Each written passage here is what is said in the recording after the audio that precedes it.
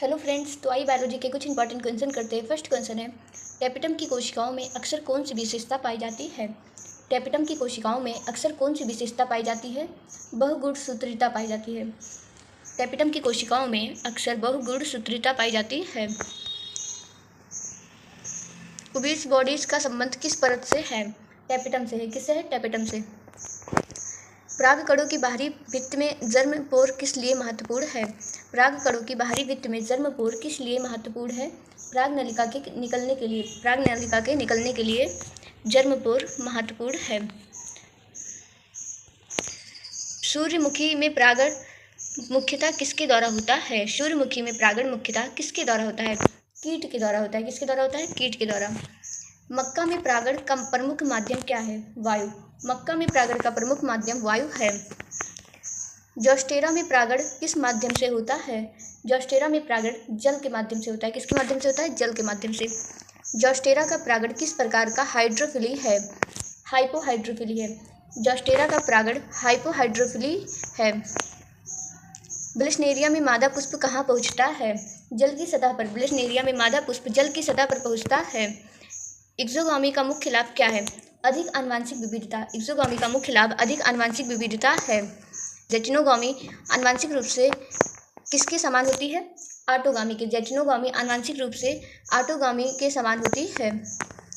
कृत्रिम संकरण में इमास्कुलेशन उभयलिंगी पुष्प में किया जाता है। कृत्रिम संकरण में इमास्कुलेशन किस पुष्प में किया जाता है? उभयलिंगी पुष्प में। बैगिंग के लिए सामान्यतः किसका उपयोग किया जाता है? बटर पेपर बैग का। बैगिंग के लिए सामान्यतः बटर पेपर बैग का उपयोग किया जाता है। आर्टिफिशियल हाइब्रिडाइजेशन का मुख्य उद्देश्य क्या है? वंचित गुणों का संयोजन। क्या है? वंचित गुणों का संयोजन।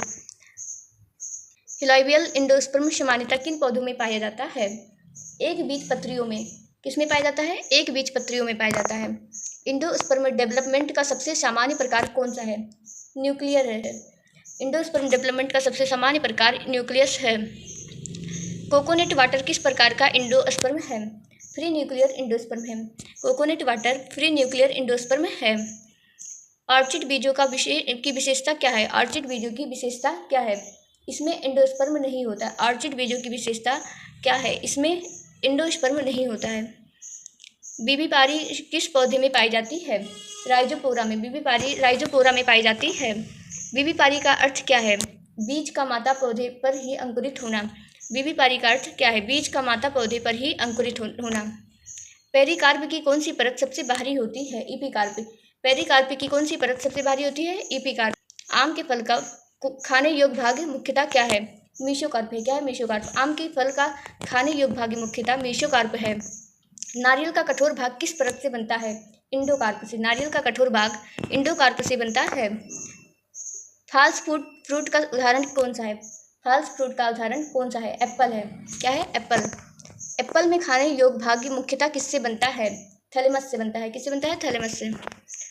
ट्रू फ्रूट केवल किससे बनता है? ट्रू फ्रूट केवल ओवरी से बनता है। किससे बनता है? ओवरी से।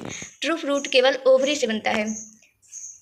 एग्रीगेट फ्रूट का उदाहरण कौन सा है? स्ट्रॉबेरी है। क्या है? स्ट्रॉबेरी। मल्टीपल फ्रूट का उदाहरण कौन सा है? पाइनएप्पल। मल्टीपल फ्रूट का उदाहरण पाइनएप्पल है। मल्टीपल फ्रूट का उदाहरण कौन सा है? पाइनएप्पल। सीड कॉड की बाहरी परत क्या कहलाती है? सीड कॉड की बाहरी परत क्या कहलाती है? टेस्टा कहलाती है। सीड कॉड की बाहरी परत टेस्टा कहलाती है। सीड कॉड की भीतरी परत क्या कहलाती है? सीड कॉड की भीतरी परत क्या कहलाती है? टेगमन कहलाती है। सीड कॉड की भीतरी परत टेगमन कहलाती है। माइक्रोपाइल का एक कार्य क्या है? माइक्रोपाइल का एक कार्य क्या है? अंकुरण के समय जल का प्रवेश। माइक्रोपाइल का एक कार्य क्या है? अंकुरण के समय जल का प्रवेश। अंकुरण के समय जल का प्रवेश। Thanks for watching. ऐसे वीडियो के लिए चैनल को सब्सक्राइब करें। वीडियो कैसा लगा कमेंट में जरूर बताएं। वीडियो को लाइक और शेयर करना मत भूलना। Thank you.